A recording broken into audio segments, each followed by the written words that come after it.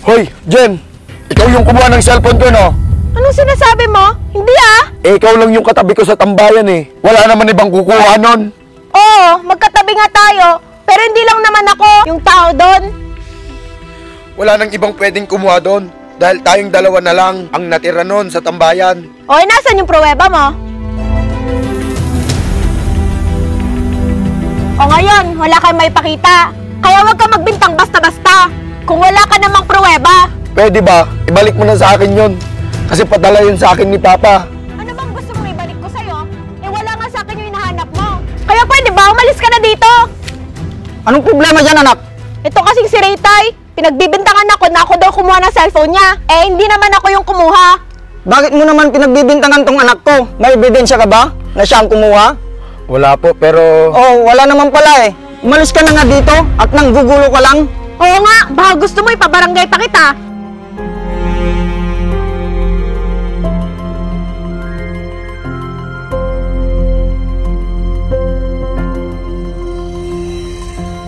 Teka, anak. Bakit po, Tay? Umamin ka nga sa akin, anak. Ikaw ba talagang kumuha ng cellphone ni Ray? Hindi po, Tay. Bakit biglang sumugod dito si Ray at ikaw ang pinagbibintangan? Naku, Tay. Ganyan naman yang talaga si Ray. Kapag may nawawala sa mga gamit niya, bigla-bigla na lang nang bibintang. Masyado kasing burarayon sa gamit, Tay. Ang totoo nga niyan, pangalawang cellphone na niya yung nawawala. Dapat marunong siyang mag-ingat sa mga gamit niya. Kaya nga, Tay. Sige, anak. Pasok muna ako sa loob. Sumunod ka na lang pagkatapos mo dyan. Sige po, Tay. Jen, ilan nakuha mo yung score sa math? 48 lang. Uy, ang taas naman, sana all. Ako kasi nasa 18 lang. Napakababa nga. Nahirapan kasi ako sa division. Lalo na yung area of triangle tsaka area of trapezoid. Sobrang hirap nun. Oo, mahirap nga rin yun. Buti ikaw, nasagutan mo nga lahat eh. Kamba lang? Ay, talaga naman. Nga pala, George, alam mo na ba yung bagong laro ngayon sa PS5? Yung GNG 2K24 ata yun? Oo, alam ko na yun. Magaling nga yung player dun eh. Saka paborito kong ginagamit dun si Tashinari, yung number 21. Galing mag-test nun. Talagang magaling yun. Kaso hindi ko idol yun. Ang pangit tumira nun, tapos ang baba pa ng talon. Yung idol ko dun, yung gusto ko, yung maraming tato. Yung maraming tato, si Jay ata yun. Ang galing nun, ang lakas mong dumakdak. Talaga naman. Ikaw, Jen, may PS5 ba kayo? Maganda yun. Oo nga, Jen. Maganda maglaro ng ganun. Wala eh. Hindi namin kayang bumili ng ganon. Buti pa sila. May mga ganon bagay. Samantalang kami, mahirap lang. Naman, para malibang ka din minsan. Gusto mo ba? Sa susunod na lang. Ganun ba? Paano, pre? Mauna na ako sa inyo. Sige, pre. Ako ni Papa ko. Ingat ka. Paano, Jen? Mauna na ako. Sige, ingat. Guys, sa susunod na lang. Nagugutom ako ah. Kain muna tayo, Jen. Busog pa ako eh. Sibli ka. Lagi kang gutom. Kuya Ray, hanap ka na ni Papa doon. Bakit daw? Basta, ang dami mong tanong. Tara na nga. Jen, uwi na kami. Sa susunod na lang. Ingat ha. Sige.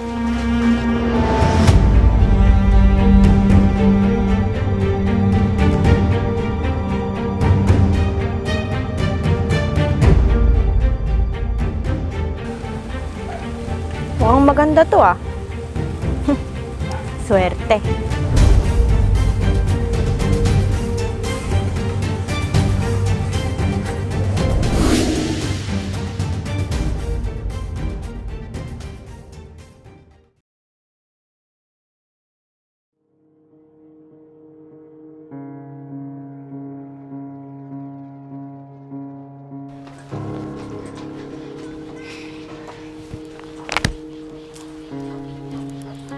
O anak, saan ka galing?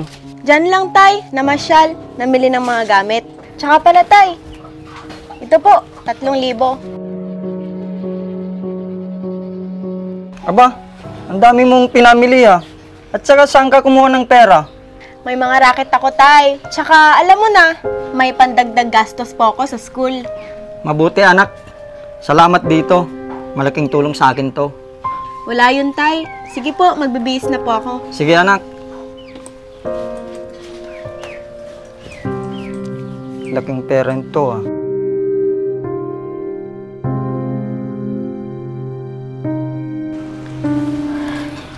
Uy, Jen, kanina ka pa dito? Hindi naman, kararating ko lang din. Uy, malapit na yung exam week natin ah. Oo nga eh. Bukas, samahan mo ako. Saan?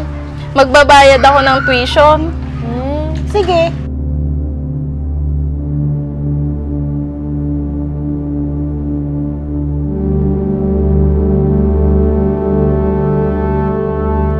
Ikaw, kamusta ka? Nainis ako sa amin. Oh, bakit naman? Nag-away kasi kami ni Kuya. Bakit? Anong pinag-awayan nyo? Naku, Ay, teka lang. Sasagutin ko lang ito. sige lang. Hello? Ah, sige, pupunta na ako. Paano ba yan, Sisa? Una na ako. Sige, ingat ka.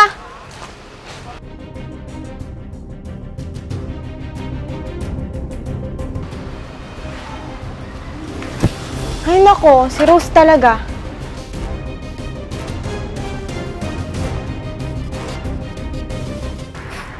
Daming pera nito ah. Pag dinadapuan ka nga naman ng swerte.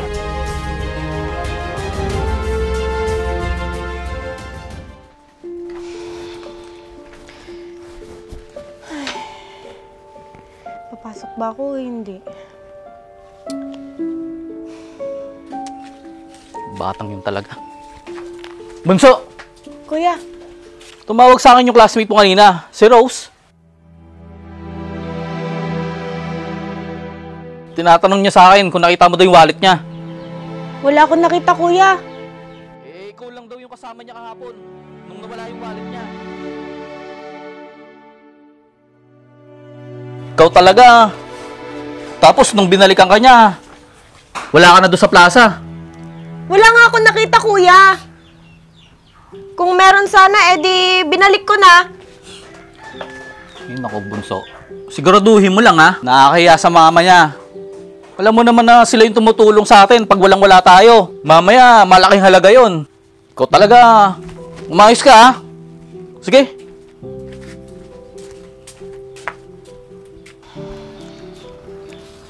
Jen, anak, Bakit po, tay? di ba ito yung wallet ni Rose? Hindi, tay. Sa akin yan. Anak, hindi ko kayo pinalaki para manloko ng kapwa. Alam mo namang masamang kumuha ng bagay nang hindi sa'yo, di ba? Hindi naman sa ganun, tay. Oo, hindi tayo mayaman. Pero dugot pawis namin ng kuya mo ang sinasakripisyo para makapagtapos ka lang ng pag-aaral.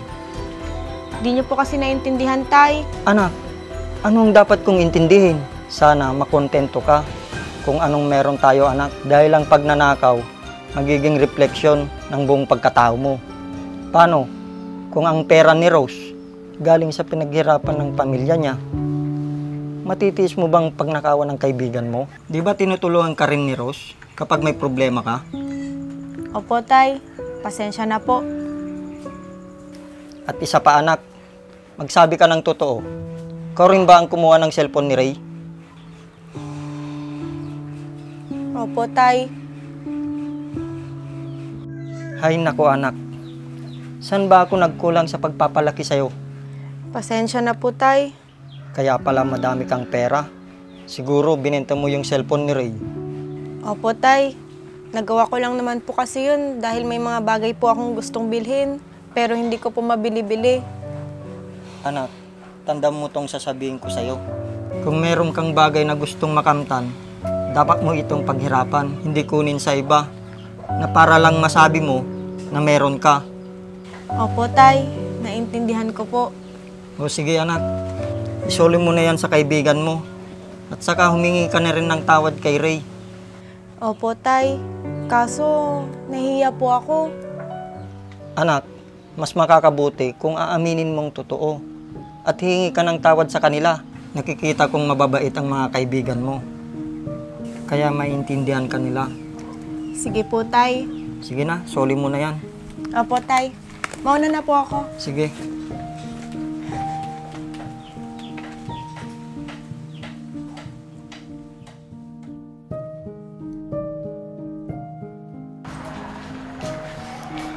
Rose!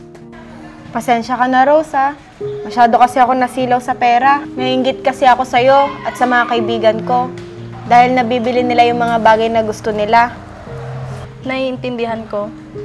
Gusto ko nga kausapin si Ray eh. Bakit? Anong meron? Ako kasi kumuha ng cellphone niya. Di ko kasi mapigilan yung sarili ko dahil inisip ko na mabili yung gusto ko kapag naibenta ko yung cellphone ni Ray. Oo, Jen. Mas mabuting kausapin mo si Ray at humingi ka ng tawad. Kaya nga eh. Ito, sorry ko na. Wala naman akong binawas dyan. Sobrang sorry talaga. Huwag mo nang isipin yon. Ang importante na isoli mo at humingi ka ng sorry. Kaya huwag mo na sanang ulitin. Kasi hindi lang pagkakaibigan natin ang masisira, pati ang tiwala na ibinibigay namin sa'yo. Nahihiya na tuloy ako ngayon sa ginawa ko. Tara na nga, huwag ka na magdrama dyan at ililibre na lang kita. Uy, teka lang, dahan-dahan!